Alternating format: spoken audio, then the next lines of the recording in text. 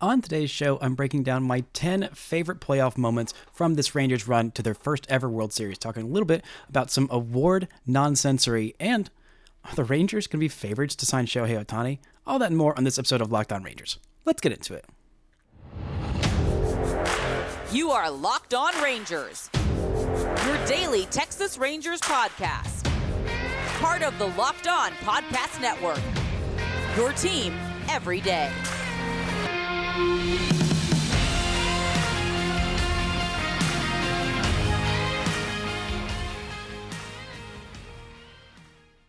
You are locked on to the Texas Rangers. I'm Bryce Patrick, a cripplingly addicted Texas Rangers fan covering this team for 10 seasons, including all 5 as the founder and host of Locked On Rangers. Thank y'all so much for making Locked On Rangers your first listen every single day. If you're not already, you can follow me on Twitter at Bryce Patrick. You can follow the show at Locked On Rangers. Hit subscribe on your favorite podcasting platform and on YouTube, where the best way you can help grow the show is to comment nearly any single thing below. Now, on today's show, we're mainly getting into my 10 favorite moments from this Rangers World Series run. I do want to touch really quickly on some news that came out about the Rangers regarding Shohei Ohtani. This is from Jim Bowden of The Athletic. He was making some bold predictions in today's article about predictions and for signings and tradings and things like that. And Shohei Ohtani was apparently his prediction to go to the Rangers, which is exciting and fun to hear, but I'm just going to go ahead and let y'all know that I'm not putting a whole lot of credence into that just yet. There's also Jon Heyman of the New York Post, who also reported about the Rangers being his favorites to sign Shohei Ohtani along with the Dodgers and the Giants. All that's fine and well and good, but I'm not exactly trusting Jim Bowden's predictions for a whole lot of things. He's been in the industry for a long time, but there's been a lot of really bad misses from him and Jon Heyman as well. I'm not trusting that until I see that it actually happens. Also, I'm pretty darn sure that absolutely nobody knows what Shohei is going to do in free agency. Not even Shohei. I really just don't think he knows what he's going to do at this point, and I think that predicting it is silly. I would love Shohei Ohtani on the Texas Rangers. That'd be a lot of fun. But again, I'm not putting a whole lot of stock into that just yet. Let's get into my 10 favorite moments from this playoff run. There were so many moments. I got like about 1 million honorable mentions, and because the Rangers won the World Series and they went 11-0 on the road, and I just mainly stuck to moments from games, and there are going to be a few that I omit, and you're going to be like, Bryce, how did you omit that? And maybe I forgot about it because there have been so many good ones. And if you have a favorite one, then let me know in the comments or on Twitter or wherever you want, because there's no wrong answer here. The Rangers won the World Series. We're all allowed to have our own favorite moments. Your favorite moment might not be my favorite. Your favorite might not even crack my top 10 or my honorable mentions. And you know what? If I forgot about some, then let me know, because I love reliving every single one. Let's start off with number 10. Starting off in the early rounds, Jordan Montgomery is leaving dive on a bunt to save a run in the wild card game. Jose Siri went to bunt and popped out with runners at the corners. The Rangers were just up 1-0 in this first wild card game in the second inning. And I thought it was really a big moment. Also, one of many times where the Rangers' opponents tried to bunt on them, and the Rangers made them pay, because bunting is a moral inferiority. It is an abject stain on this sport. It is wrong, morally, and in perpetuity. Don't bunt. Never bunt. Unless you're like Austin Hedges or a pitcher or what have you. If you practice bunting, then like sure. But for the most part, especially when Gabby Moreno was bunting in the World Series, their number 3 hitter, a guy they trusted is like one of their best or second best hitters, was bunting in key situations for them that got Nathan Eovaldi out of jams in that, I believe it was the final game of the World Series that Gabby Moreno decided to bunt. It was a huge moment for Jordan Montgomery in this one that I think can kind of get lost, and Monty had so many great moments in these playoffs. That was just one of my favorite ones in a game that ended up, I believe that one was 2-0. A lot of really close games early on. No, that was 4-0, so not that close, but at that point it was still very much in the balance. I mean, Jordan Montgomery was sensational in that one, and for him to lay out, make a play like that, like I've never seen him make before, a man that big. And if he didn't make that play, Nathaniel Lowe was already coming in on it, and so there was nobody covering first base. So it was kind of an all or nothing play, and it was absolutely ginormous, getting the Rangers off to their first of 11 straight road wins. A great moment for Jordan Montgomery. Now, number 9, this is the last play I have in here from that wild card series. I got one from at least every series, but those later ones, those moments come up bigger because the Rangers are closer to a championship, and one of those series, the final 2, was against the hated Houston Astros. But number 9 was the Jose Siri misplay. This was from that same game. No moments from Game 2 of the wild card series, but this was kind of the one that made me think, okay, things are starting to break the Rangers' way. This was a misplay by Jose Siri, 2 errors in one play, a Corey Seager single that ended up scoring a pair of runs and got Corey Seager, I believe, all the way to third base. The ball just booted up off of that turf on the center fielder, Jose Siri, and Jose Siri is a guy who is just very all or nothing. It's why he hits like 210 with like 20 homers a season and an on base of like 280 or something, and has a lot of errors in center field, but also a lot of great plays. He is just very all or nothing, a huge arm, not always the most accurate of plays, and he just got flustered and threw a ball into the stands, gave the Rangers, I believe that was made it a 4-0 game. The Rangers wouldn't score any more runs, but that was kind of a sign of the defensive collapse of the Tampa Bay Rays in that wild card series, which kind of was the story of that whole series. Was the Rangers were making great defensive plays, making all the hits when they needed to, and the Rays just could not do that. And they really badly shot themselves in the foot with errors or just misplays on defense, including the first of a couple of Evan Carter singles turned into doubles by him faking like he wasn't hustling that hard around first base, and then the second he hits first, he just turns the speeds on, the jets on. That was another underrated moment, not in my top 10, but definitely a fun moment. But that was a great series. The Rangers taking down those 99-win Rays in the wild card round in a sweep before sweeping the other AL East team. Those AL East teams, maybe they should get in a good division before they start talking trash about the rest of the world wanting to be as great as the AL East. Not so great this year. Not that great this year. Now, let's get to number 8. Speaking of another AL East team that the Rangers swept in these playoffs, we have Mitch Garver's grand slam in Game 2 of the ALDS. The Rangers were up 5-2 at this point in the second inning, and it made it a blowout game. It took it from the Rangers are probably going to win this one. They're doing really well. They got Jordan Montgomery on the hill, who was great in the first round, and let's see how they do. This game's done. It's dusted. Rangers up 2-0, heading back home with a chance to sweep, and it feels like they're just cakewalking into the ALCS, which they did because they won Game 3 of the ALDS, which was a lot of fun. No moments in that one cracked this list, but still a lot of great moments. But that one, even if Mitch Garver does sign somewhere else, the Rangers didn't end up signing him or tendering him a qualifying offer, which is fine. Little unexpected, but it's okay. $20 million is a lot for Mitch Garver, but hey, he had that grand slam. He had a couple other really big hits throughout the postseason, including a double in Game 3 of that ALDS that scored, I believe, the second run after Corey Seager's solo homer. He also had a homer against Framber Valdez in the ALCS. He had another couple of big hits in the ALCS. Not the biggest, not even really that good of a World Series run, but hey, he drove in the winning run, the winning game of the clinching game of the World Series. And for that, he is forever a Texas Rangers legend. I think there's a chance the Rangers try and re-sign him to something like a 2-year, $25 million deal. I have no idea what his market's going to be. Someone might blow him away. I think he probably would have taken a 1-year qualifying offer to come back here, but it also kind of opens the door to Shohei Ohtani for the Rangers to have a DH spot open. Maybe? I don't know. But hey, Mitch Garver's grand slam was absolutely incredible. The first Rangers grand slam in the playoffs since that walk-off grand slam by Nelson Cruz, who is retired. Shout out to a Texas Rangers legend who can go out knowing his conscience is ease, and maybe most, if not all, of Rangers Nation can forgive him for that moment in 2011. Coming up, we're going to get into the top 7 moments and a little bit of talk about the early awards news right after this word from our sponsors.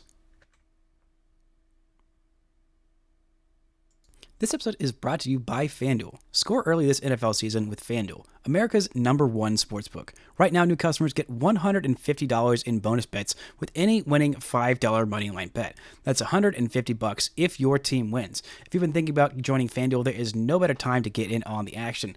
The Rangers are in award season. You could bet on some of them to take home awards. Rookie of the Year is apparently not going to be Josh Young. We'll get to that in a little bit. We got some finalists for MVP on the Rangers and maybe a future Ranger as the other finalists for the AL MVP, and Bruce Bochy for Manager of the Year, if you think he is going to win that award. I believe they've got betting odds for all those, as well as some other sports, like if you want to bet on the Mavericks, the Stars, or the Cowboys. Now is the perfect time to get in on the action, so visit FanDuel.com/lockedon to kick off the NFL season. FanDuel, official partner of the NFL. Shout out to the Everydayers making Locked On Rangers your first listen every single day. On tomorrow's show, I'll be back with the OG co-host Morgan Price making her return, talking about this World Series run. Thank y'all so much for making Locked On Rangers your first listen every single day. Now, let's get into the my number 7 moment from this Rangers playoff run. This was, speaking of sevens, Game 7, Nathaniel Lowe's Justice Homer off of Brian Abreu to answer for his crimes of hitting Adolis Garcia, clearly on purpose, absolutely vile, villainous behavior. But the Major League Baseball front office decided that a 2-game suspension in the playoffs is just as good as a 2-game suspension in the regular season. So he got to pitch, and much to the chagrin of Astros fans, he got to pitch because Mr. Unhittable Brian Abreu just completely, nobody can ever score a run off him. Nobody's scored a run off him since late July or mid-July. I couldn't remember what it was because the Rangers scored off of him 3 different times, all in efforts where the Astros lost those games, throwing their best reliever in games that they lost. It was so sweet. It was so sweet. And Nathaniel Lowe comes on after Mitch Garver got just absolutely drilled in the ribs of this Game 7. The Rangers were already up 8-2, and it felt like, just like, are you kidding me? You let this Brian Abreu guy back in, and he goes and hits another guy in an effort where the game and series is already lost. You just let him continue that loser behavior? I thought he probably should have been thrown out right there, but he wasn't. He was allowed to pitch to Nathaniel Lowe, who said, okay, that's fine.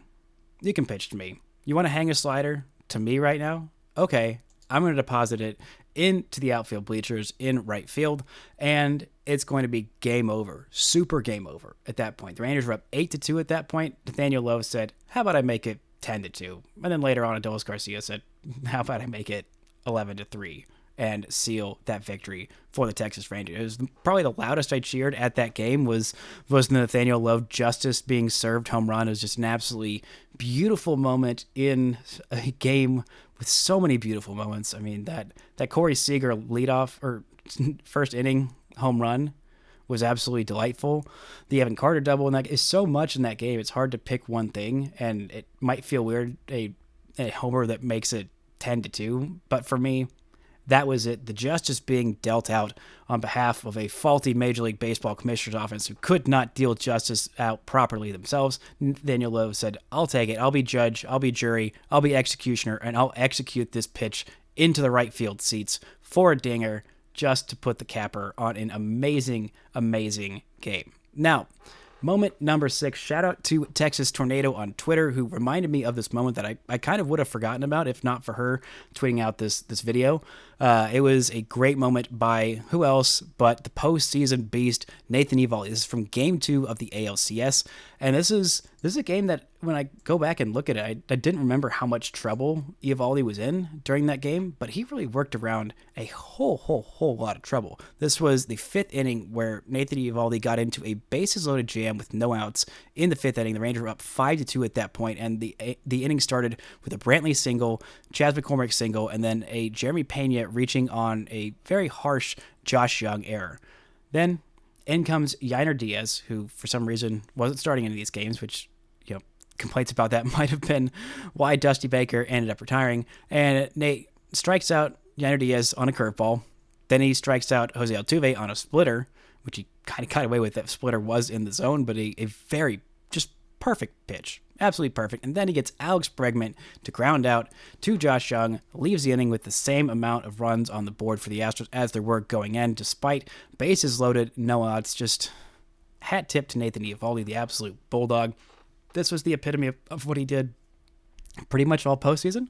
I mean, the first couple of rounds, his first couple of starts, there wasn't a whole lot of traffic for him. Not much in game 2 of the wild card round against the Rays, and really not a whole lot of trouble to work around in game 3, the clincher of the ALDS. But in both of his starts, really more the first start against the Astros than the second start. The second start, he was pretty masterful, and then we know how much trouble he worked around in the World Series, especially in that final game. It was just the performance of a lifetime, 6 shutout innings from Nathan Eovaldi in that clincher. This was just another instance where Nate Eovaldi said, oh, I could do things the easy way, or I could do things the Nate Eovaldi way, and just, do absolute murder on your nerves and your stress levels and your whatever else goes up, your blood pressure. That's the word that I was looking for. And in the end, I'm just going to get out of it. So by the time we got to the World Series, after so many outings like this, I kind of thought that this is it. Once that we got to that second game of the World Series, or the second game where Nathan Eovaldi pitched of the World Series in Game 5, I was like, he's got this. He's not letting up a run here. Even though the Rangers are getting no hit, I think that's where a lot of our confidence came in that final game when the Rangers were getting no hit by Zach Gallen, who was absolutely masterful.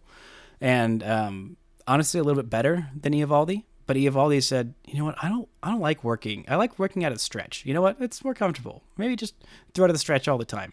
Runners on base? Nah, doesn't matter. Runners in scoring position?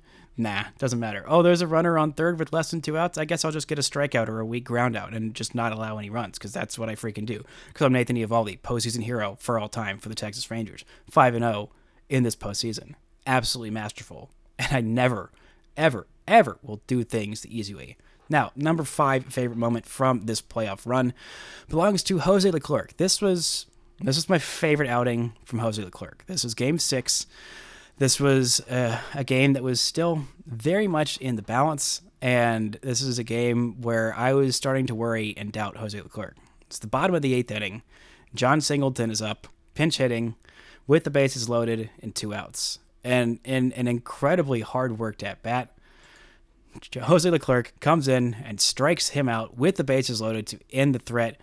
Game 6. It was still 4-2 at that point. Then, thankfully, we got the blast from Adolis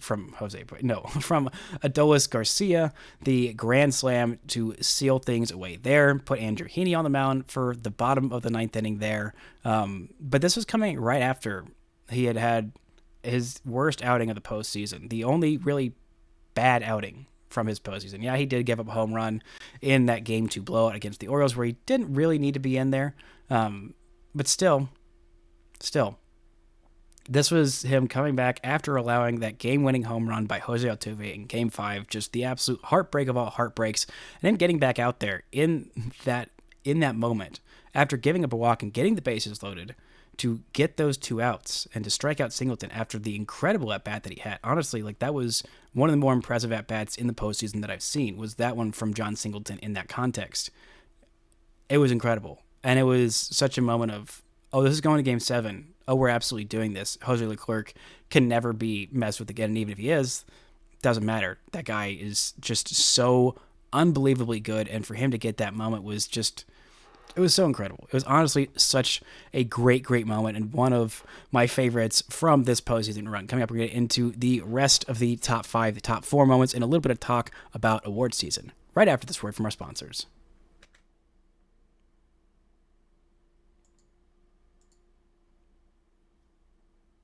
Shout out to the Everydayers for making Locked On Rangers your first listen every single day. On Thursday's show, I'll be reviewing the 5 biggest preseason questions and predictions and seeing how the Rangers answered all those en route to their first ever World Series. Now, let's get into the number 4 moment from this postseason. This was a moment from the ALCS. They only make it to the top 4. The rest, the top 3, all World Series moments, because as fun as it was to beat the Astros in the playoffs, it wasn't the ultimate goal. It was winning the World Series, which the Rangers freaking did. Now, the number 4 moment from this playoff run of my favorites was the Evan Carter catch in Game 1, doubling off Jose Altuve in a game that was very much in doubt. And it was just a beautiful moment from sheer terror to sheer elation in a way that this postseason delivered over and over and over again from these Rangers. It was back in the 8th inning of that game 1. The Rangers were up 2-0. It was Alex Bregman at the plate versus Aroldis Chapman. You think, oh no, it's Aroldis Chapman in the ALCS against the Astros in Houston. We have seen him do this badly before. And up comes Alex Bregman after Jose Altuve reached base in a 2-0 game. And you think, oh boy, this is not going to go well. And he hits the absolute crap out of baseball to left field. You think, oh no. Oh, geez. Oh, gosh. There it goes. This game's tied. Everything's going to crap. This is a great season gone down the crapper because, of course, there's going to be a blown save by Aroldis Chapman. But no, instead of landing in those Crawford boxes, it lands in that weird little cutout in just the weirdest left field in any Major League Baseball park. And Evan Carter, the rookie, who is playing his first game in Houston at that point, reads it perfectly, jumps, well, maybe not perfectly, but good enough. Jumps up, makes a leaping catch against the garage right there in that left center field cutout, throws it to the cutoff man. Cutoff man sees Marcus Semien standing on second base and Josh Young pointing at second base saying, double him off, he didn't touch back up. And the umpire calls safe. The Rangers challenge. Jose Altuve is out because he did not touch back up on second base. The Rangers get 2 outs there, and I believe that's where Jose Leclerc comes in and finishes off the 4-out save. And the Rangers steal game 1, and a game that felt like it was very much stolen. A great outing from Montgomery, and not a whole lot of offense off of Justin Verlander, just the 1 run before that Leody Taveras homer. Shout out to that Leody Taveras homer. The only homer of his postseason was, of course, off of a future Hall of Famer, Justin Verlander. Absolutely awesome for the kid to get that moment, and for Jose Altuve to make a boneheaded base running mistake in that spot. Hilarious. Absolutely hilarious. It will be hilarious for all time, forever, in perpetuity. And we'll get to be pointed back at and laughed at for the rest of time. And I hope you get to enjoy that as much as you should, which is going to be a lot. Now, moment number 3, my favorite moments from this postseason, was the Adolis Garcia walk-off home run in Game 1 of the World Series. In case you missed it, it was pretty darn good. 3-1 pitch by Miguel Castro, a sinker, gone to the opposite field. The Rangers already tied it on a great home run by Corey Seager. We'll get to that in a second. Obviously, that is in the top 3 moments. But the Adolis walk-off homer, the walk-off home run is the best thing in baseball. It is the best type of play in all of baseball, bar none.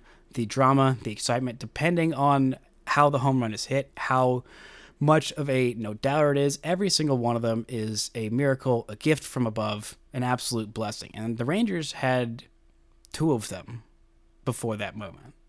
Just 2. There was a stretch back in, I believe it was 2013, maybe 2014. I can't remember the specific season. But when the Rangers had 3 walk-off home runs in a row. That was one of my favorite moments in Rangers baseball history. It was, I think it was 2014, 2013. One of those 2 years.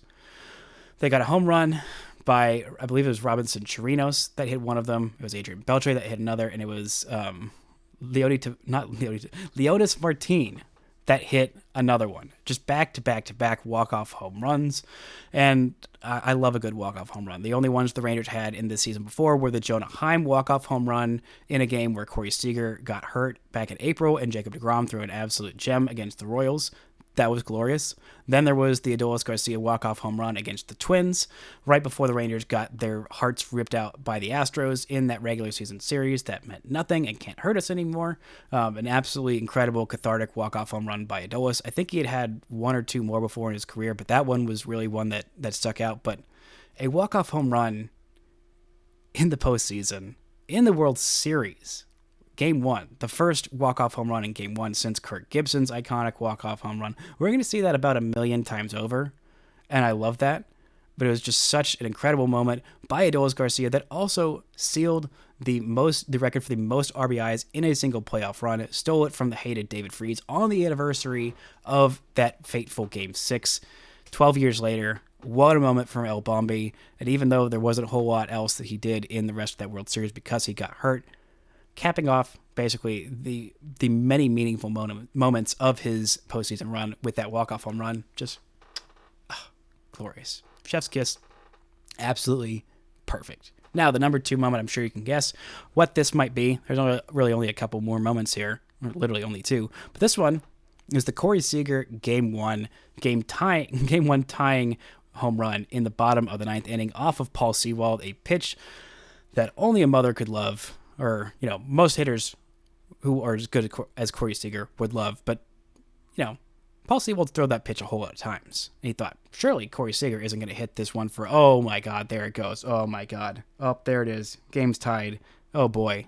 We had this one in the bag, a 2-run lead with their closer who hadn't allowed a single run in the playoffs. Corey Seager takes that ball, deposits it about 1 billion miles away into right field after the incredible Leody Taveras walk in front of him. And I mean, before that, you think, oh boy, this is done. The Rangers are down 2. They've got Corey Seager coming up, but one of these guys has to get on in front of him for if he hits a home run for it to be even tie game. And you think, I don't know if it's going to happen. But then you get the Leody Taveras walk, and then Marcus Semien gets an out, and you think, well, this was fun. You're going to go down 1-0 in a game that Nate Eovaldi started. You really don't feel good about that, especially when Zach Gallen was on the ropes. And for him to save this game, it really turned the tide of this entire World Series. Just an incredible moment. The bellow, I think that's going to be the iconic moment that sticks with us for a long, long time.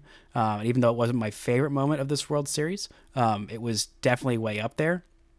And seeing Corey Seager, again, show that emotion for just pretty much the second time in this postseason run was absolutely incredible. And at that point, Rangers are going to win this thing. They're absolutely going to win this thing. I don't know how. Someone's going to do something incredible. But for Corey Seager to do that, there's no way they don't win this one. And the number 1 playoff moment from this World Series run, for me, it was the Marcus Semien home run in Game 5 that sealed it. Now, it wasn't the most iconic, most incredible moment. I mean, those two moments before it were absolutely sensational. But that was the moment for me that I knew this was finally going to happen. That it was sealed beyond all doubt. The Marcus Semien Game 5, 5-0 home run, 2-run homer, just absolutely elated, floating around the base paths. Even the most skeptical of skeptics, even the most hardened, jaded Rangers fan knew at that point, this thing's done. This thing's happening. I don't care who pitches the bottom of the 9th inning, whether it's Spores or they throw Chapman out there, whatever happens, it's coming home. It's absolutely coming home for the Texas Rangers. Actually, Chapman really thrown at that point, but whether it's Jose Leclerc or Andrew Heaney or Cody Bradford, it doesn't freaking matter at all. Even if Matt Bush threw in there in the bottom of the 9th inning, there was no way the Rangers were going to lose it after that home run by Marcus Semien. The moment just absolutely sealed it for all time that, oh my God, this is real. This is happening. And then the capper of the call from Eric Nadel that it's over. It's over. But it was over about a half inning before that when Marcus Semien hit that home run. Now, I do have some honorable mentions. Adolis Garcia's grand slam, like I said, in Game 6, literally every single second of Game 7 of the ALCS. Jonah Heim throwing out Gunnar Henderson in Game 1 of the ALDS. That was an incredible moment. Adolis Garcia's go-ahead homer in Game 5. That was an all-time great moment that unfortunately was wiped out by Jose Altuve. We can go back and watch it and how incredible it was, even though that game didn't end their way. Josh Young's multi-homer day in the ALCS. John Gray's incredible Game 3 World Series appearance, Travis Jankowski's heroics when he stepped in, and Robbie Grossman forcing an error from Framber Valdez in Game 2 of the ALCS. Now, a couple of award news bits to get to. Corey Seager and Marcus Semien are both MVP finalists, which means 2 of the 3 top MVP vote getters are Texas Rangers, are part of that $500 million middle infield. Remember when people said that was an overpay? Man, that was an extreme underpay. Bruce Bochy is a Manager of the Year finalist. He might not win it. He absolutely should. He overcame way more adversity than Brandon Hyde of the Orioles. I was having this argument with an Orioles friend on Twitter about how, the Orioles did suffer some injuries. Cedric Mullins and Ryan Mountcastle and John Means all missed significant time. And I'm like, oh yeah, John Means was definitely as big a pitching loss as Jacob deGrom and Nathan Eovaldi for 6 weeks and Max Scherzer for all the time that he missed. And yeah, Cedric Mullins and Ryan Mountcastle, definitely the same caliber of player as Corey Seager and Adolis Garcia and Jonah Heim and Josh Young and Mitch Garver. Sure. It's fine. Doesn't matter. I have a hard time getting riled up about that. But the one thing I am riled up about is Josh Young not even being a finalist for the AL Rookie of the Year. Like, not even being in the top 3. It's absolutely egregious and stupid and insane. It's like they just forgot everything they did in the first half of the year. It's like, oh yeah, he was bad for a couple weeks because he had an injured thumb when he came back. Okay, yeah, that means he actually sucked all year long. Actually, I completely forgot when he started the All-Star game this year. Whatever. It's fine. He was never going to win it when Gunnar Henderson went off. That's fine. Second place finish, I think he should have earned that. But, finishing behind Tristan Casas, just an extreme amount of recency bias and nonsense, which just pisses me off to no end. Mainly because that's the only award that actually determines anything, because there's a draft pick awarded with it. But it's fine. Evan Carter will win it next year, and then Wyatt Langford will win it the year after that. And then maybe Sebastian Walcott will win it the year after that, so the Rangers can get those draft picks made up that way. I don't know. Doesn't matter. Rangers won the World Series. Hard to get mad about anything else, because, again, the only thing that matters, the Texas Rangers won the freaking World Series. I'll be back tomorrow to talk with Morgan Price. That'll be a lot of fun reuniting with her. If you don't know, she was my original co-host for the first year of this Locked On Rangers podcast, way, way, way back in the day. I've got great shows planned out for the next couple weeks, including having Grant Schiller on, hopefully, to talk about the minor league season. Definitely talk more about Shohei Ohtani to the Rangers, the pros, the cons. Not that there are particularly a whole lot of cons, but everyone has their way to look at things, and so I want to examine things from all angles. Going to be a lot of great content coming up for the next couple of weeks. I didn't even get into all the managerial nonsense of teams hiring managers and paying way more money for them than Bruce Bochy, even though they are not Bruce Bochy. So much ado made about hiring a manager who's not the best manager in the history of Major League Baseball. What a shame for them, a guy who might not even win Manager of the Year award this year. But it doesn't matter. He won his 4th ring, first one in Texas Rangers franchise history, and these 10 moments are things that I will think about for the rest of time, as well as the other many millions of moments that the Rangers had along en route to their first ever World Series. That's going to do it for today's show. Thank y'all so much for listening and subscribing, and until next time, don't forget to enjoy World Series champion Texas Rangers baseball.